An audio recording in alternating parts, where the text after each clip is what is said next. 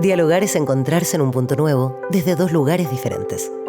Te damos la bienvenida a El Bien Común, una conversación de muchos para hablar sobre conciencia empresarial y los desafíos del mundo que viene. Conduce Alexis Cami. En el programa de hoy conversamos sobre el rol de los medios de comunicación en el siglo XXI con Gustavo Morandé, fundador y CEO de Zapping, y Juan Jaime Díaz, director del Instituto de Directores de Chile y vicepresidente de la Asociación Nacional de la Prensa.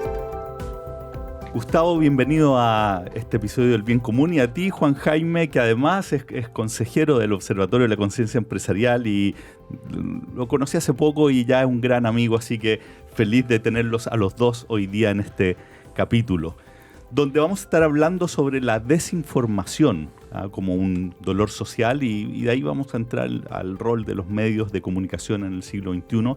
Pero me gustaría partir escuchándolos. ¿Cómo están viendo ustedes este tema? ¿Qué tan grave es? ¿Cómo estamos? ¿Cómo definirían el problema de la desinformación? Bueno, primero que nada, Alexis, millón de gracias por invitarnos a este programa. Gustavo, también me ha agradado estar contigo. Yo creo que la desinformación es uno de los grandes flagelos que estamos viviendo en el mundo. Yo me acuerdo que hace algún tiempo atrás hablábamos de la desinformación como los males de la desinformación, que tenía un efecto económico, podían llevarte, ¿cierto?, una serie de decisiones erróneas en lo económico con una información que no es verídica. También había mucho referente a cómo tú dañabas la imagen de las personas, entre otros temas. Pero hoy día también la desinformación se utiliza para las elecciones, se utiliza para definir quién va a gobernar los destinos de un país. Es decir, que la trascendencia es enorme. Por lo tanto, yo creo que los países la sociedad civil, las personas hoy día tienen que tomar mucho más en serio este flagelo por las consecuencias que puede tener. Y la desinformación tiene, y lo vamos a conversar, cierto, distintos caminos que se pueden hacer, y hoy día son muy pocos los países que realmente le han ganado la lucha a la desinformación. ¿Hay países que le han ganado? Hay un ejemplo que creo que el que más representa, que es Finlandia. Finlandia ha tenido históricamente un problema muy importante, es que tiene un país como Rusia al lado. Rusia es un país donde se genera muchísima desinformación también, como hackeo y cosas así, lo que se llama. Entonces, ellos tuvieron desde muy temprano, hace mucho tiempo, partir con la educación de los niños para que pudieran identificar, o por lo menos tener los modelos de cómo se puede identificar o no una información, si es fidedigna o no. Entonces, el tema de la educación fue fundamental y es de los pocos países que partió oportunamente. Por lo tanto, cuando se hacen las mediciones, si es que se pueden decir de esa manera, de la desinformación, Finlandia es un muy buen ejemplo. Gustavo, ¿cómo lo ves tú? Bueno, primero que nada, muchas gracias por la invitación, Alexis. Un gusto acá compartir también. Yo creo que obviamente interesantes esos casos como lo que dices tú, pero para mí el problema es que hoy día ni siquiera la educación te va a permitir realmente identificar algo falso de algo verdadero. El avance de la inteligencia artificial, de la capacidad de poner videos de personas con las voces originales, con la cara original. Entonces ahí es donde yo veo el mayor temor. En el fondo creo que hasta ahora siempre ha existido una desinformación, pero creo que era más inofensiva, porque de alguna forma con educación y con ciertos elementos se puede lograr identificar lo falso de lo verdadero, lo que no es, lo que está tratando de desinformar a la sociedad. Pero creo que esa línea es cada vez más difusa y ya gente incluso educada, experta, etcétera, tampoco puede identificarte. Entonces, el deepfake, ¿no? Es lo que claro, hablando. De hecho, escuchaba que el 2023 es considerado como el año en que ya no puedes llegar al punto de no poder diferenciar. Claro. Entonces, antiguamente tú dices, y ni siquiera antiguamente, hace 2 años atrás, en fondo, cuando llego al momento de ver la realidad, un video me lo confirma. Hay elementos confirmatorios tangibles. Hoy día eso ni siquiera existe. Entonces, creo que es interesante pensar cuál es el rol de un medio o de alguien o de alguna entidad que de alguna forma respalde, porque ellos, hicieron una investigación más fuerte que la persona normal en poder decirte si algo es verdadero o no. porque la gente, por más que hoy día esté súper bien educada y todo, no va a poder lograrlo, ¿cachai? De aquí a un año, avanza tan rápido esto, que quizás va a venir un rol como de algún ente, algún medio, alguien validado que hizo una investigación más allá, que es lo que se tiene que considerar como el final verificador de las cosas, ¿cachai? Es que yo ahí creo que no estamos en desacuerdo. Sí, el tema de la desinformación, y yo comparto contigo, va a crecer en forma pero logarítmica, sin lugar a dudas, ¿cierto? Exponencial. Si el tema es cómo tú crees o no. Entonces, es cierto que te va a costar mucho más, pero si tú estás educado para tener ciertos sistemas de cómo crees o no y qué decisión tomas con esa información, si tú te validas. Lo que hablábamos, ¿cierto?, en algún minuto, la inteligencia artificial, que es fascinante y lo que viene para adelante es quizá un mundo desconocido. Pero claramente tú vas a ver en un futuro que va a tener un sello que de alguna manera te reconozca de a dónde tomó esa información, de dónde viene la información, el origen de esa información. Entonces, que va a avanzar, oye, si la desinformación, si nos ponemos histórico, partido, ¿cierto? Dan idea cuando convenció con la manzana, digamos. Pero vieron las redes sociales y aumentó en forma estrepitosa y no estábamos preparados. Entonces, sin duda aumentar, pero en la medida que tú prepares a la gente para saber de dónde obtienes la información, con lo cual vas a tomar un tipo u otro de decisión. Y por eso que hablamos de desinformación. A veces no hablamos de fake news, que muchas veces está mal hecha la traducción. Porque en el fondo damos información que tú necesitas para tomar decisiones importantes. El fake news, si alguien me dice, mira, eso es rojo, no es verde, hay una discusión, no tiene ninguna importancia, ¿te fijas? Por eso es que siempre hacemos la separación nosotros, los que hemos trabajado en los medios, en distintas partes del mundo, lo que es una fake news, ¿te fijas?, a lo que es desinformación. Desarrolla un poco esa diferencia entre una fake news y desinformación. Claro, porque hay información que no te sirve para tomar ningún tipo de decisiones relevantes. Y puede ser una falsedad. Es irrelevante. ¿Te fijas? Pero cuando desinformación, información que tú necesitas para poder tomar decisiones relevantes, políticas, como hablábamos, decisiones económicas o lo que sea, las decisiones, la verdad es que es bien importante de dónde viene tener la certeza de que esa información es relevante. Mira. Y tú ves ahí el rol de los medios como un certificador de la fuente. Mira, no es que lo vea yo. Hubo hace poco tiempo, incluso durante la pandemia, cuando se habló mucho también de desinformación, piensa toda la desinformación que había respecto al tema de salud, ¿cierto? Que venían incluso de presidentes, digamos, de algunos países con algunas locuras. Y en ese sentido, las encuestas que se hicieron, cuando hablaban de quién era lo que tenía la mayor, más que responsabilidad, por lo menos la herramienta para enfrentar la desinformación, bueno, siempre eran las propias personas, obviamente, es tu decisión lo que tú quieras hacer. Y en segundo lugar, o entre los dos primeros lugares, siempre ponían a los medios de comunicación. Entonces, los medios de comunicación, que son los que te tienen que entregarte una información fidedigna, que tú además sabes quién es el que entregó esa información y ese tiene que hacerse responsable de la información que entregó, es muy relevante. ¿Te fijas? Por eso es que los medios de comunicación cualquiera sea, tienen un rol muy relevante en combatir la desinformación. Mira, la razón por la cual estamos partiendo con un dolor social tiene que ver con que nosotros desde el Observatorio de la Conciencia Empresarial, y tú, Juan Jaime, conoces bien lo que voy a decir a continuación, pero para poner a Gustavo en la conversación, es que estamos convencidos que hoy día el mundo requiere un nuevo rol de las empresas, que las empresas necesitan actualizar básicamente su modelo de negocios, convertirlo en lo que nosotros llamamos un modelo de valor.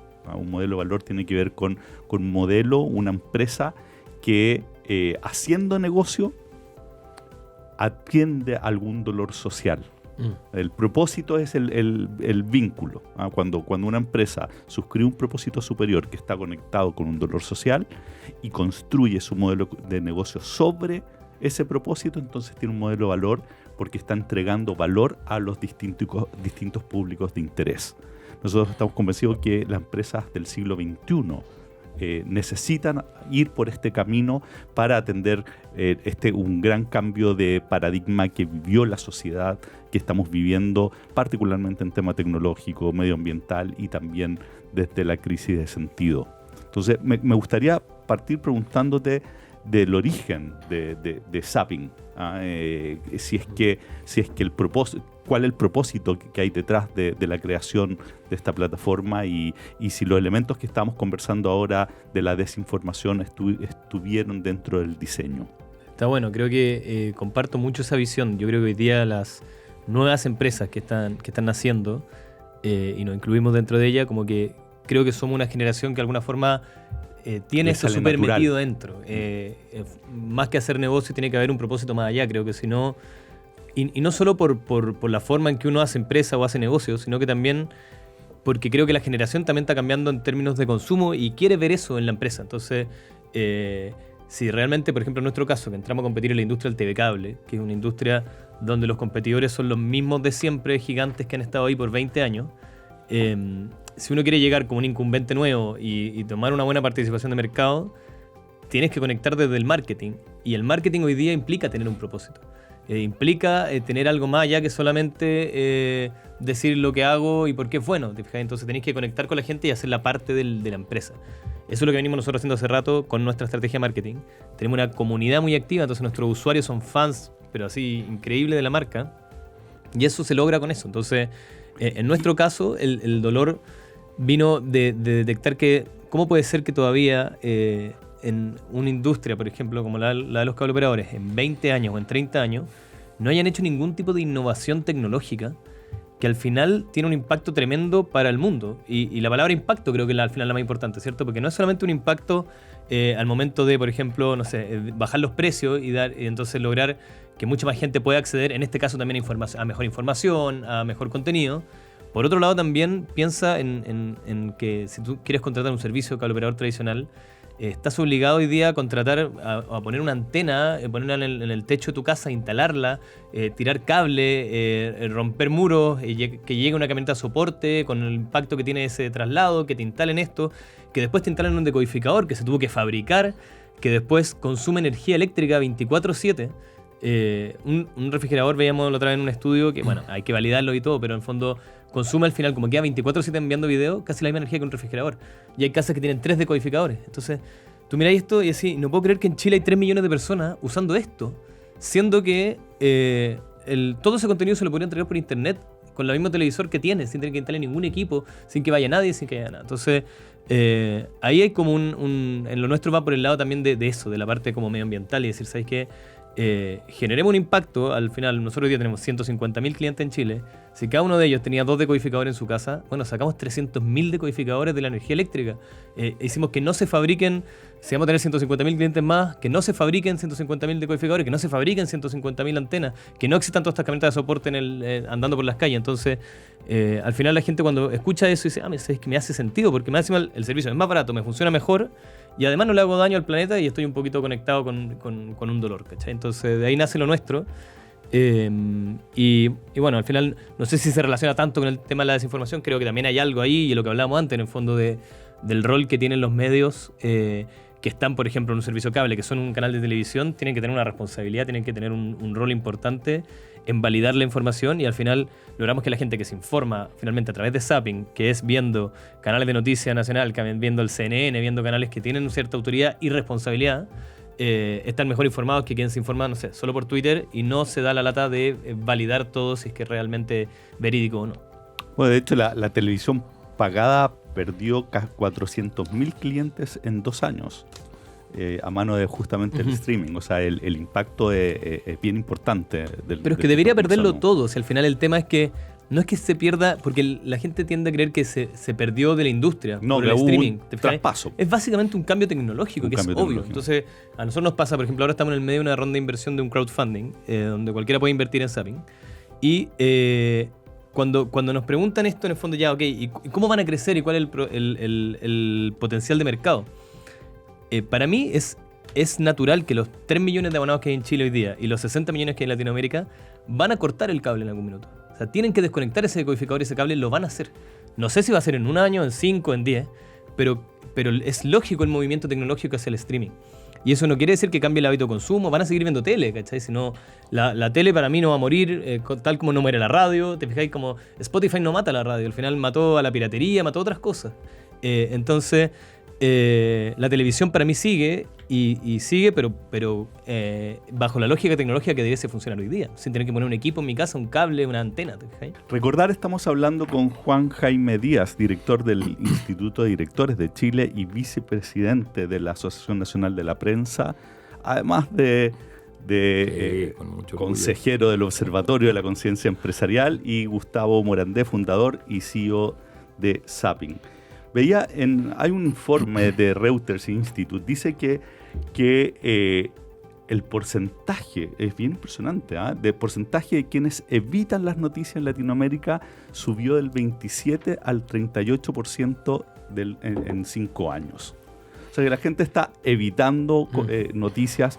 Probablemente tiene que ver mucho con que hoy día para atraer necesitas inmediatez, necesitas dar un golpe, mostrar, apelar a las emociones. Y esto va un poco contra lo que estamos hablando de la educación, de un poco más reflexivo en términos de qué es lo que está ocurriendo. ¿Cómo lo están viendo ustedes estas tendencias? Pero es que yo creo que hoy día la forma de consumir noticias es muy distinta. En el fondo, antes, no sé bien qué significa evitar las noticias, porque ¿qué te refieres con las noticias? Como el noticiero, qué sé yo.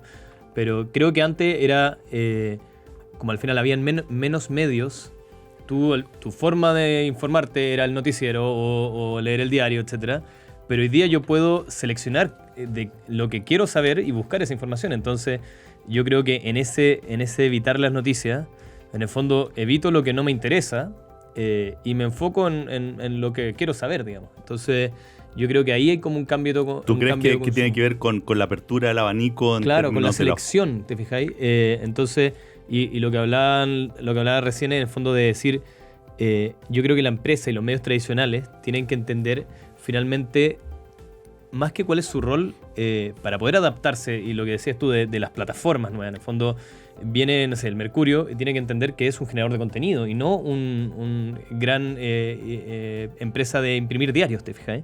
Entonces su valor agregado no está en la impresión y en la distribución, probablemente está en el contenido, en lo que le puede respaldar ese contenido, etc. Entonces creo que la empresa tiene que entender realmente para qué son buenos, dedicarse a eso, y esa es la única forma de adaptarse. Si tú no realmente sabes dónde genero yo valor y te confundes en dónde estás generando valor, te puedes quedar estancado en eso. Entonces ahí donde yo creo que, por ejemplo, los generadores de contenido hoy día tienen que entender, la gente no está consumiendo las noticias, pero sí, pero llegan indirectamente a ciertos artículos cuando buscan ello. Entonces, si logro generar para toda la audiencia, al final, como que el long tail termina siendo igual que la gente consuma noticias de otra forma. Entonces, claro, tiene que ver con la transmedia, ¿no? Que tú generas un contenido claro, va a llegar la persona porque lo googleó, va a llegar por Twitter, va a llegar porque lo vio en posteo de Instagram, da lo mismo por donde llegue.